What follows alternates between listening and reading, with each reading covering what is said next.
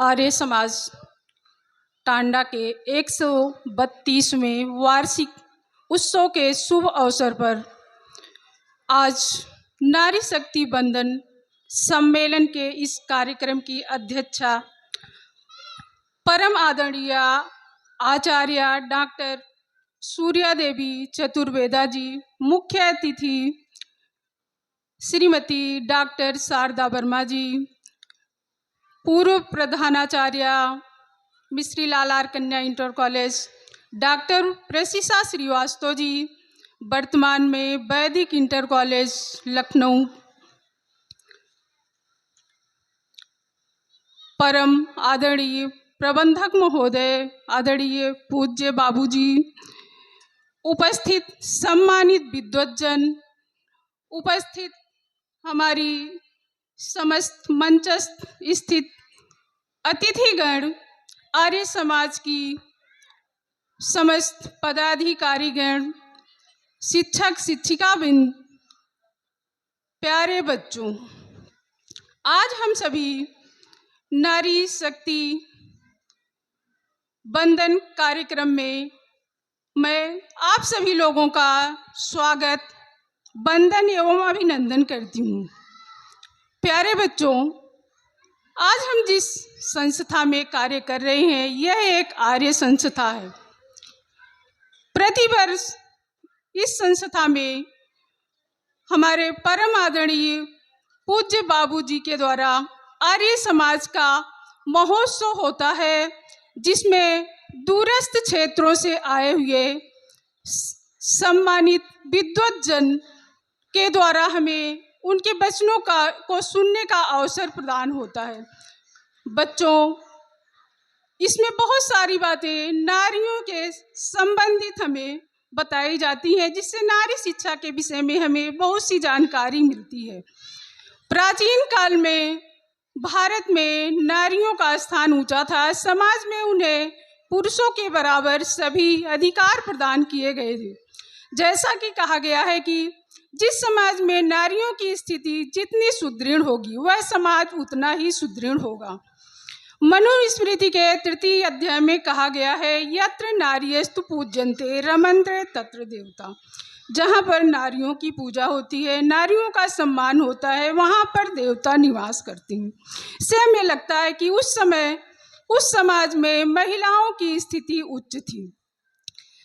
महिलाएं हर क्षेत्र में पुरुषों के बराबर कार्य करती थी। वैदिक काल में नारियों का बहुत ही महत्व था। उस समय वेदों को पढ़ने का अधिकार था।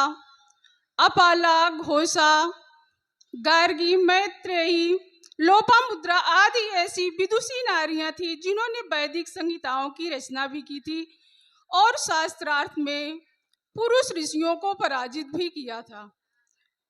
प्यारे बच्चों, वैदिक काल में हमारी स्त्री शिक्षा अत्यंत स्थान प्राप्त थी।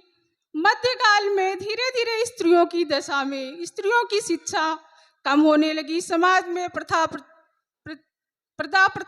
प्रचलित थी, बाल विवाह का प्रचलन था। परंतु आधुनिक काल में महर्षि दयानंद सरस्वती जी के द्वारा नारियों को सम्मान दिलाया गया। स्त्री शिक्षा के लिए द्वार खोल दिए गए। वेदों को पढ़ने का अधिकार दिलाया गया। हमारे आज़ादी के बाद संविधान निर्माताओं ने अनुच्छेद 16, 14, 15, 16 के अलावा 39वें स्थान को अनुच्छेद में स्थान दिया, जो कि नारियों के लिए विकास के लिए अति सम्मानीय था। इसी से आज की नारियां हमारे सारे पदों पर विद्यमान हैं। प्रधानमंत्री वर्तमान में हमारी राष्ट्रपति श्रीमती महामहिम द्रौपदी मुर्मू जी और वर्तमान में हमारी राज्यपाल महोदया महिलाएं ही हैं। इस तरह से आज नारियां सभी क्षेत्रों में कार्य कर रही हैं। समाज का कोई भी ऐसा क्षेत्र नहीं है जहां महिलाएं कार्य नहीं कर रही हूँ। माननीय मुख्यमंत्री के द्वारा नारी शक्ति बंधन अधिनियम बिल उनके दृढ़ निश्चय एवं सहयोग से पारित हो गया, जिसमें दोनों सदनों में 33% की भागीदारी महिलाओं के लिए सुरक्षित कर दी गई है। माननीय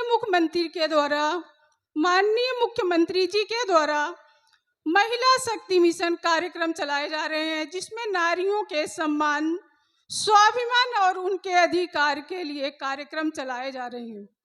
प्यारे बच्चों, आज हम सभी को जागरूक होना चाहिए। जिस तरह से जो भी शिक्षा जो बच्चा पढ़ना चाहे, हमारी माताओं बहनों से अनुरोध है कि वे बच्चों की हित को ध्यान में रखकर उसके कार्यों में सहयोग दें। अंत में समापन के समय मैं आप सभी का हृदय से आभार व्यक्त करती हूँ।